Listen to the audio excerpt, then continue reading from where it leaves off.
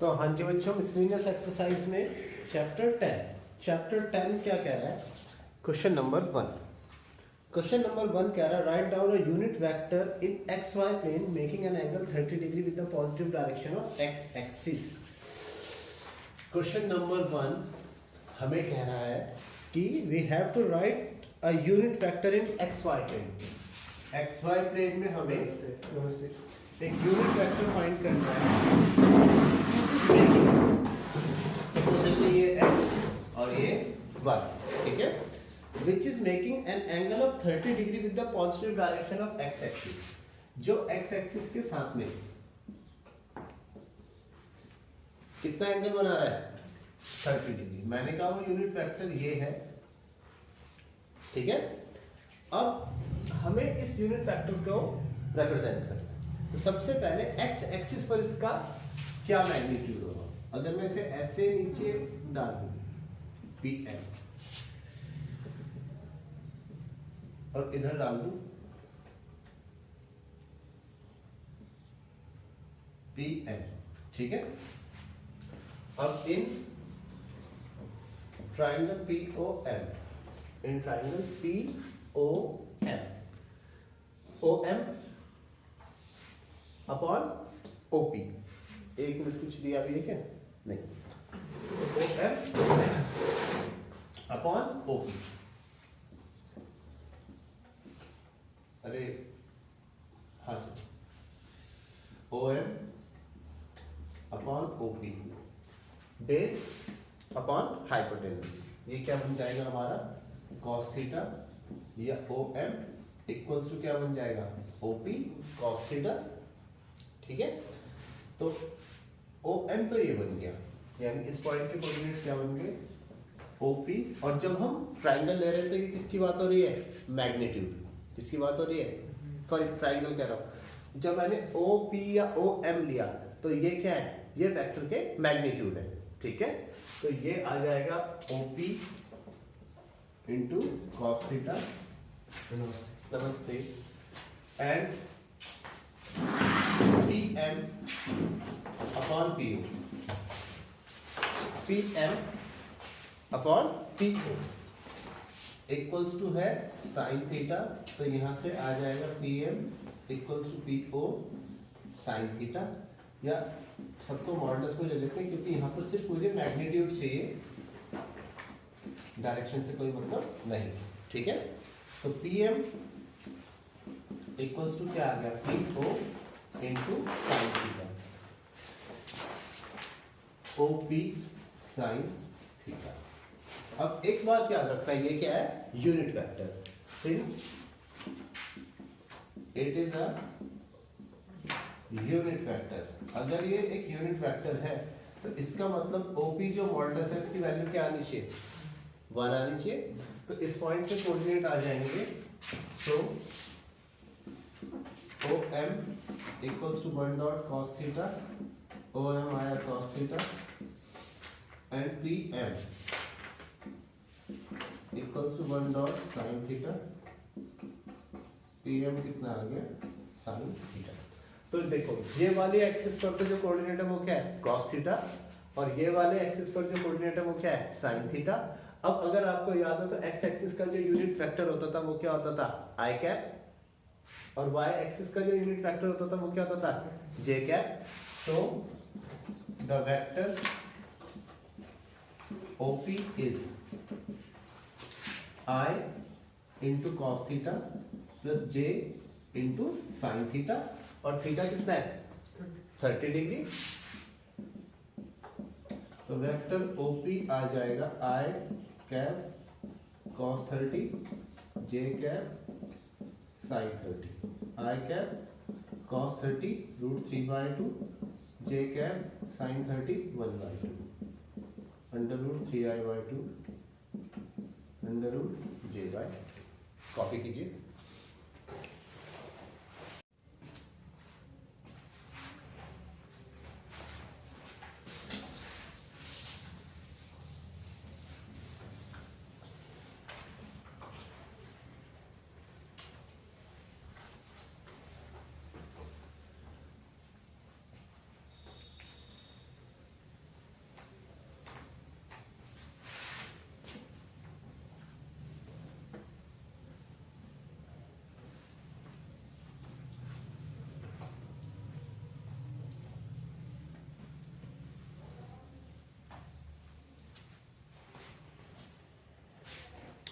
Question number 2 देखो, find the scalar components and magnitude of the vector joining the points P and Q।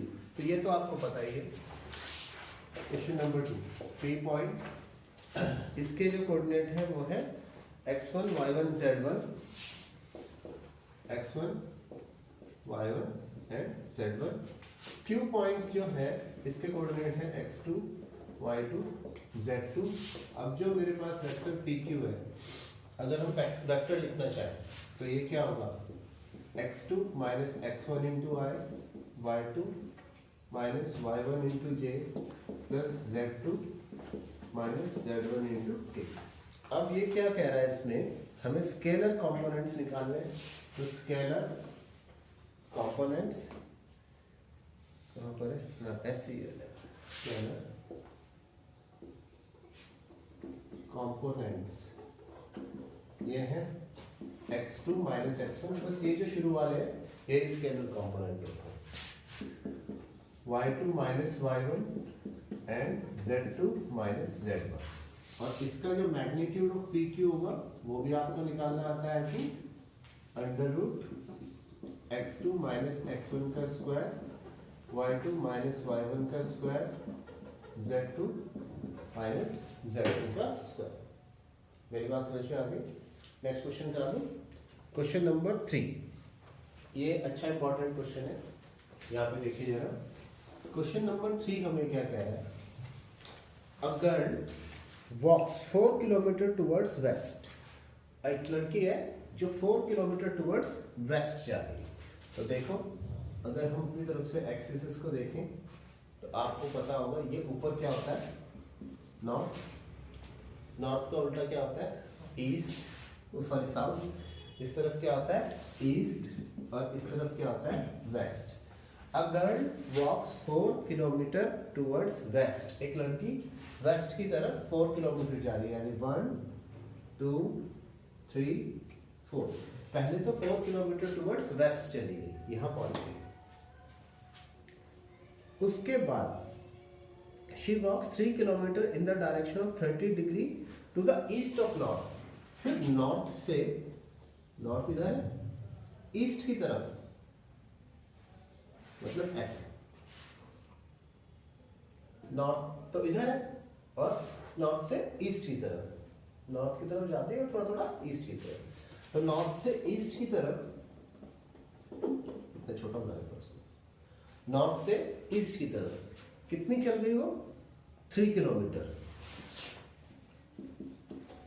And in the direction of 30 degree to the east of north. जे वाला angle है 30 degree to the east of north. मेरी बात आई समझ में? अब ये क्या कह रहा है, determine the girl's displacement in the form of initial point to her departure. तो ये कह रहा है गर्ल का क्या निकालना है मुझे, डिस्प्लेसमेंट, और इन the form of initial point from her departure. तो गर्ल जो है अब इस पॉइंट पे पहुंची है, ठीक है, इस पॉइंट पे पहुंचिए, और इनिशियल पॉइंट जो चला था वो कहां है, O। तो डिस्प्लेसमेंट कितना होगा, OP। डिस्प्लेसमेंट कितना हो जाएगा, OP। अब इसे निकालना है हमें, OP को निकालना है। तो इसके लिए सबसे पहले मैं क्या करता हूं, यहां से परपेंडिकुलर ड्रॉ करता हूं, PM। क्या ड्रॉ कर देते हैं, perpendicular PM। Now in the triangle PWM, in the triangle PWM, इस ट्राइंगल में देखो, ये वाला एंगल 30 डिग्री है, तो बच्चों ये वाला एंगल कितना हो गया, 60 डिग्री। अब WM मैं लिखता हूं, WM अपॉन 3, या WP लिख लो, WP। WM क्या है यहाँ पर, बेस, और WP क्या है, हाइपोटेनस। तो base upon hypotenuse equals to cos 60 degree. WM upon WP 3 equals to cos 60 degree, या WP equals to 3 cos 60 degree. तो ये आया 3 cos 60 डिग्री की वैल्यू, तो WP आया 3/2 हाँ WP आ गया 3/2 यूनिट्स। तो ये एक मिनट मैंने गलत कर दिया, ये है WM और मैं इसको WP, ये हर जगह WM है।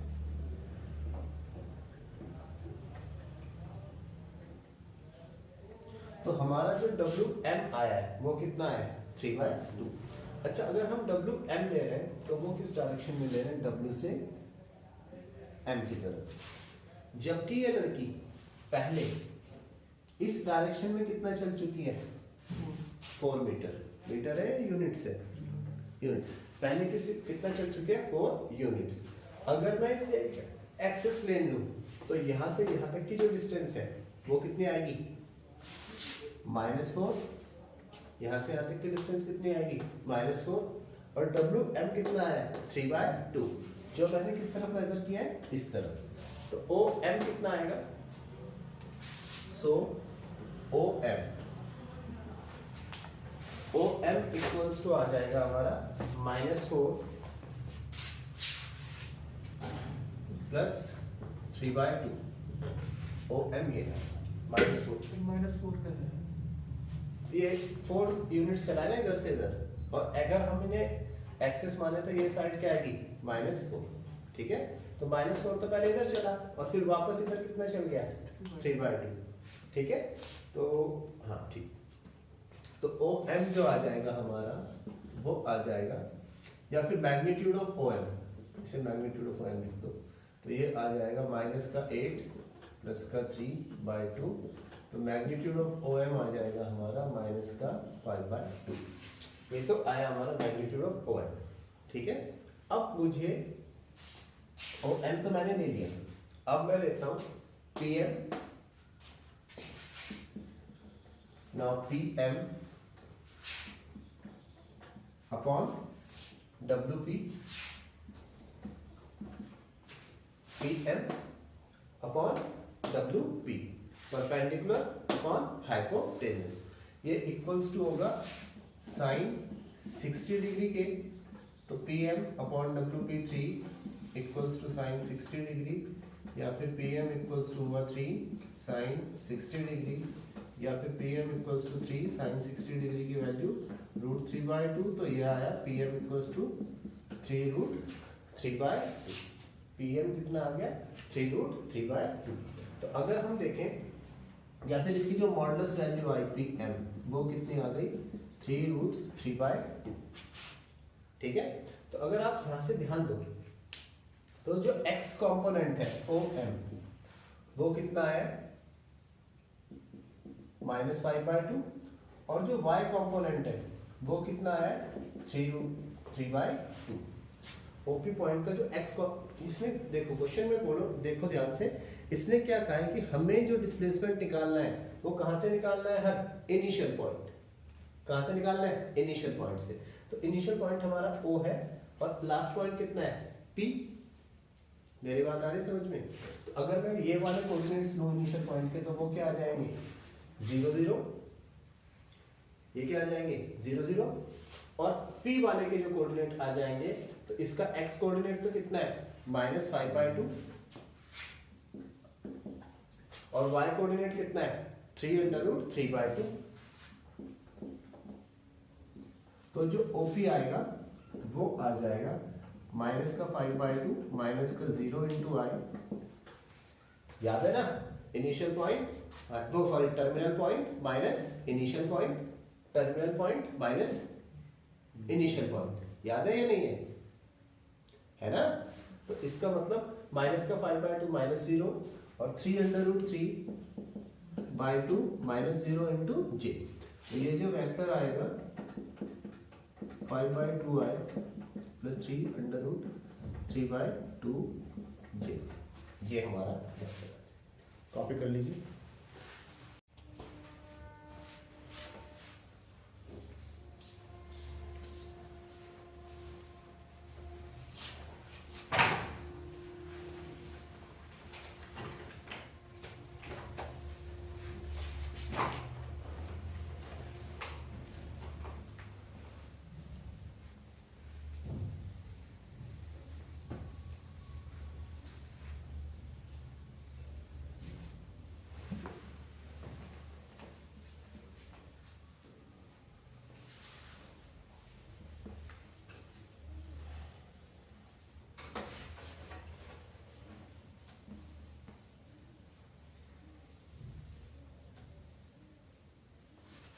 अब इससे नेक्स्ट क्वेश्चन नंबर 4। बच्चों क्वेश्चन नंबर 4 में हमारे पास है if vector A equals to vector B plus C, if vector A is equal to vector B plus C, then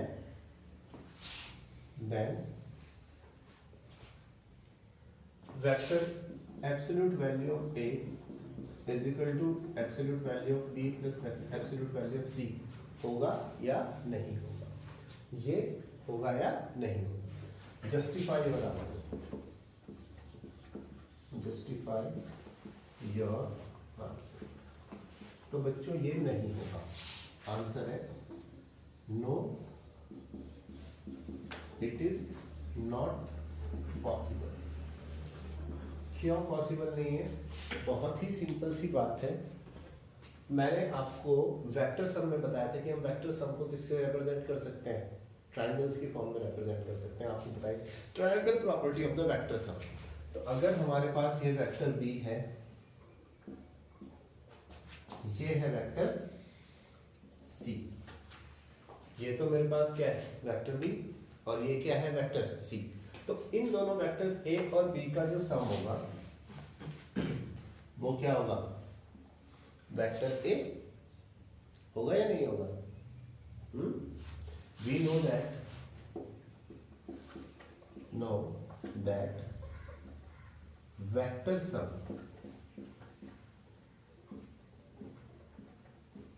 can be represented in triangular form। और triangular form की खास बात है, ट्रायंगुलर फॉर्म ये कहता है कि कभी भी किन्हीं दो साइड्स का जो सम है वो थर्ड साइड से हमेशा क्या होगा, बड़ा। अरे भूल गए, ट्रायंगल की एक प्रॉपर्टी होती है कि किसी भी ट्रायंगल की दो साइड का जो सम होता है हमेशा थर्ड साइड से क्या होता है, बड़ा। नहीं आई बात समझ में? नहीं आई क्या? एक ट्रायंगल की दो साइड्स का सम हमेशा क्या होता है, थर्ड साइड से बड़ा होता है। And we know that sum of any two sides, sum of any two sides of a triangle is greater than the third side. दो साइड्स का सम हमेशा क्या होगा, थर्ड साइड से बड़ा।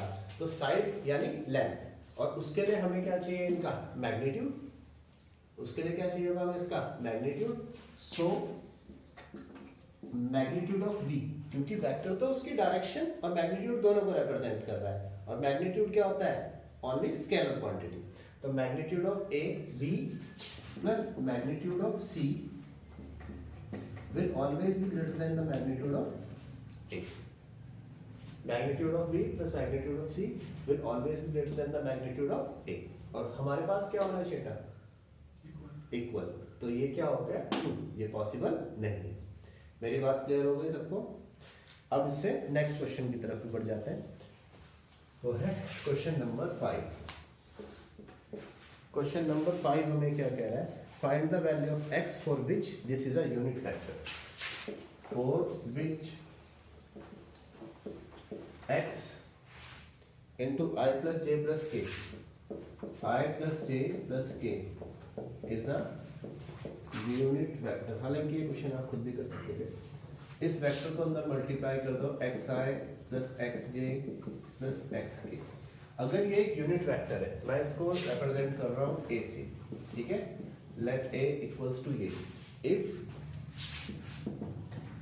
vector a is a unit vector, vector a क्या होता है, यूनिट वेक्टर। तो इसकी जो एब्सोल्यूट वैल्यू है बच्चों वो कितनी आ जाएगी, 1। एब्सोल्यूट वैल्यू आपको निकालनी आती है x का स्क्वायर, फिर ये वाला x का स्क्वायर, फिर ये वाला x का square equals to 1 under root 3x square equals to 1 3x square का अंडर रूट, तो ये हो गया, ये हो गया x, या x आया अंडर रूट लेते तो plus minus x equals to plus minus 1 upon under root 3। समझ में आ गया? कॉपी कर लो। नंबर 6,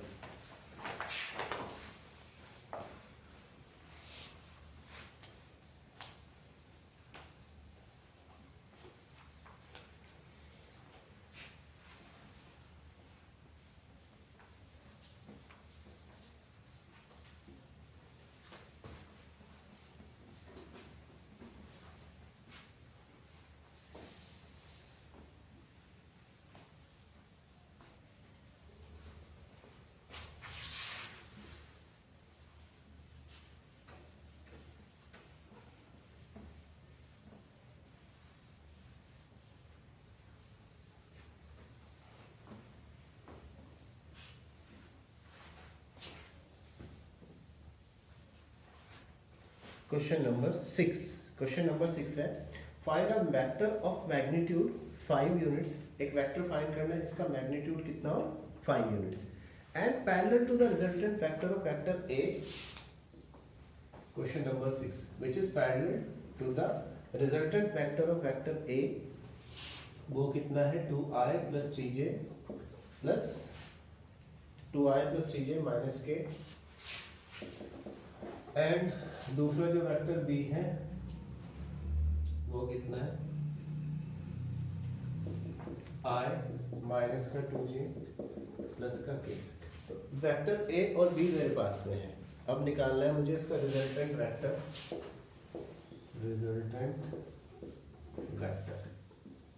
इसका जो रिजल्टेंट वेक्टर होगा वो होगा vector a plus vector b। ये आ जाएगा 2i plus 1i 3i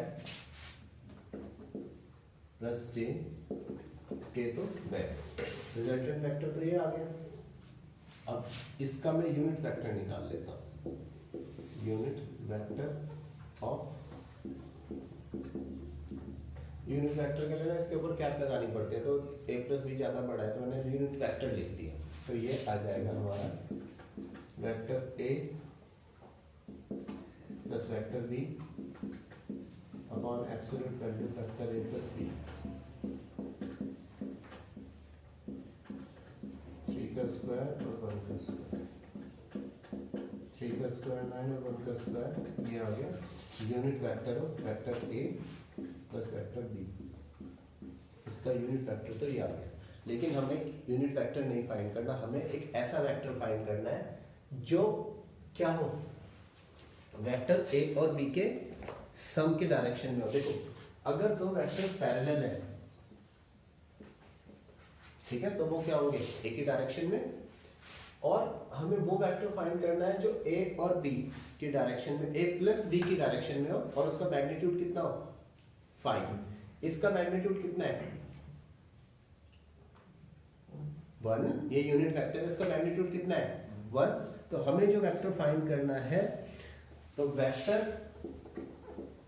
of magnitude 5 and parallel to vector a plus b। तो इसका मैग्नीट्यूड 1 है तो इसे आप 5 से मल्टीप्लाई कर दीजिए तो हमारे पास वो वेक्टर भी तैयार है।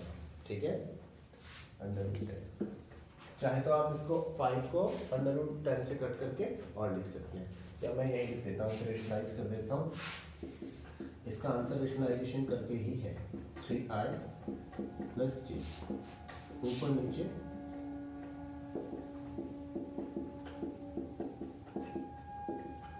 5 under root 10 3i plus j 5 to the 10 तो 3 under root 10 by 2i plus under root 10 by 2। एक फैक्टर तो ये हो गया। इसके बाद में 6 क्वेश्चन के बाद 7th क्वेश्चन देखो। 7th क्वेश्चन आप खुद कर सकते हैं, मेरे ख्याल से कोई भी प्रॉब्लम नहीं है, आपको सिर्फ मैं हिंट दे रहा हूँ 7th क्वेश्चन का। ठीक है, देखिए 7th क्वेश्चन यहाँ पे देखो। 7th क्वेश्चन में हमारे पास है vector a is equal to i plus j plus k। Vector a equals to क्या है i plus j plus k। इसके बाद में वेक्टर b है 2i माइनस का j प्लस का 3k और वेक्टर c है i माइनस का 2j प्लस का 2k। Find a vector in the direction of vector in the direction of 2a minus b plus 3c। तो I think आप ये vector बहुत ही आसानी से निकाल सकते हैं 2a minus b plus 3c। पहले को 2 से मल्टीप्लाई कर दो, मेरी बात समझ में आ रही है। माइनस b यानी ये प्लस 3c 3c का मतलब ये। और जब ये आ जाएगा फिर इसका यूनिट फैक्टर फाइंड करना है। यूनिट फैक्टर फाइंड करने के लिए आपका जो भी ये वैल्यू आएगी वेक्टर की, नीचे क्या कर देंगे उसकी एब्सोल्यूट वैल्यू फाइंड करनी। तो हो जाएगा, करो कॉपी।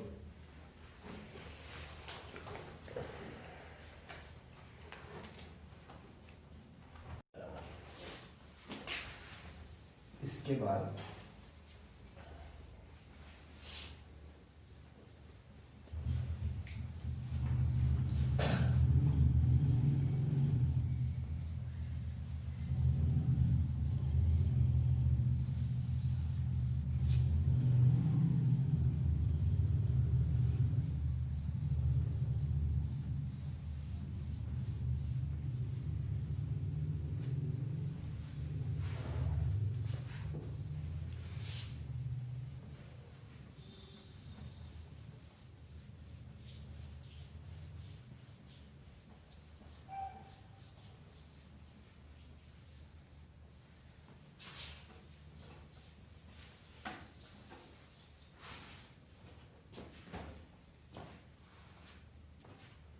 क्वेश्चन नंबर बच्चों 8, क्वेश्चन नंबर 8 जो है ये क्या कह रहा है, show that these points A B C are collinear. तो वैसे तो ये 3D प्लेन में है, लेकिन ए बी और सी, यहाँ पर आपको समझाने के लिए सिंपल बना देता हूँ। क्वेश्चन नंबर 8 में जो पॉइंट है ए है 1 -2 -8, बी है 5 0 -2, 11 3 और 7। ये शो करना है कि कोलिनियर है। सबसे पहले तो कोलिनियर शो करने के लिए क्या करेंगे, एब्सोल्यूट, पहले वेक्टर ए बी निकाल दो, वेक्टर बी सी निकाल दो, वेक्टर ए सी निकाल दो, फिर क्या करो, उनकी एब्सोल्यूट वैल्यू निकाल दो, क्योंकि एब्सोल्यूट वैल्यू किसको रिप्रेजेंट करती है, लेंथ को, विदाउट डायरेक्शन। तो उनकी जब हम एब्सोल्यूट वैल्यू निकाल देंगे तो हमें पता चल जाएगा कि A B plus B C equals to क्या आ जाएगा, ए सी, और ये शो हो जाएगा कि ये क्या है, कोलिनियर। मेरी बात समझ में आ रही है। दूसरी चीज, मुझे find the ratio in which B divides A C, वो रेशियो भी फाइंड करना है जिसमें बी ए सी को डिवाइड कर रहा है। एक्सटर्नली इंटरनली वगैरह तो कुछ नहीं दिया हुआ ना, ए सी, तो भाई बिना एक्सटर्नली इंटरनली के कैसे होगा ये, चलो कोई बात नहीं, हमें वो रेशियो डिवाइड मानना है जिससे बी ए सी को डिवाइड कर रहा है। तो let the ratio B A ratio 1, तो m1 कितना है a और m2 कितना है 1, ठीक है। तो अब रेशियो लेने के लिए b वाला जो कोऑर्डिनेट है इसको मैं लिख देता हूँ, b वाले वेक्टर को 5i + 0j - 2k। अगर तुम्हें याद हो तो मैंने रेशियो वाला फॉर्मूला भी कराया था कि रेशियो किस रेशियो में, अगर m रेशियो n में डिवाइड करते हैं तो m into vector n,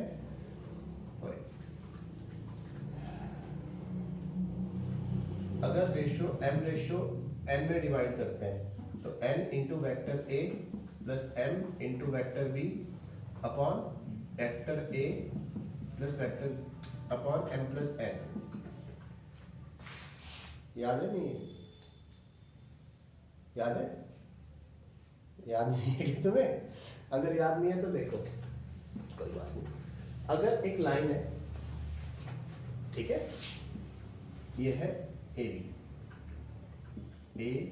B, ए के जो पोजीशन वेक्टर है वो ए है और बी का पोजीशन वेक्टर है बी। अगर पॉइंट सी है, अगर ये से इंटरनली m रेशियो n में डिवाइड कर रही है, किसमें, इंटरनली m रेशियो n में डिवाइड कर रही है, तो इस पॉइंट का जो वेक्टर होगा वो होगा n into vector a plus m into vector b upon n plus n, ठीक है, ये होगा। तो ये जो है पॉइंट b, ये इसे किस रेशियो में डिवाइड कर रहा है, k रेशियो 1 में। तो इस पॉइंट का जो पोजीशन वेक्टर है 5i + 2j - 2k equals to होगा 1 इंटू ये वाला वेक्टर i माइनस का 2j माइनस का 8k प्लस k, उसके साथ में दूसरा vector 11i + 3j + 7k। Upon m plus n यानी कि k ratio 1, 5i plus 0j minus 2k। अगर मैं i कॉमन ले लूँ दोनों से तो ये क्या बनेगा 1 प्लस 11 सॉरी 1 प्लस 11k, ठीक है बिल्कुल। अगर मैं j कॉमन ले लेता हूँ तो ये क्या बनेगा माइनस का 2 प्लस का 3k, और k कॉमन ले लेता हूँ तो माइनस का 8 प्लस का 7k, और हर एक के अपॉन में कितना है k प्लस 1 है। तो इसके अपॉन में मैं अलग से k प्लस 1 लिख देता हूँ, इसके अपॉन में अलग से k प्लस 1 लिख देता हूँ, और इसके अपॉन में अलग से k प्लस 1 लिख देता हूँ। अब बोथ साइड्स के कोएफिशिएंट क्या कर देता हूँ मैं कंपेयरिंग बोथ साइड्स। तो यहाँ पर i का जो डायरेक्शन रेशियो है वो कितना है 5, और यहाँ पर कितना है 1 प्लस 11k अपॉन k प्लस 1। तो ये दोनों आपस में इक्वल हो जाएंगे। 5 इक्वल्स टू 1 प्लस 11k अपॉन k प्लस 1, 5 से मल्टीप्लाई कर दो, ये आया k प्लस 1, 1 प्लस 11k, 5k, 5 1 का 5 इक्वल्स टू 1 प्लस 11k, तो 5 minus 1 equals to 11k minus का 5k, 4 इक्वल्स टू 6k। तो ये आया 6k equals to 4, k equals to 4/6। तो रेशियो जो है वो क्या था k रेशियो 1, 2/3 रेशियो 1, 2 से मल्टीप्लाई कर दो तो ये आएगा 2/3। कॉपी करो।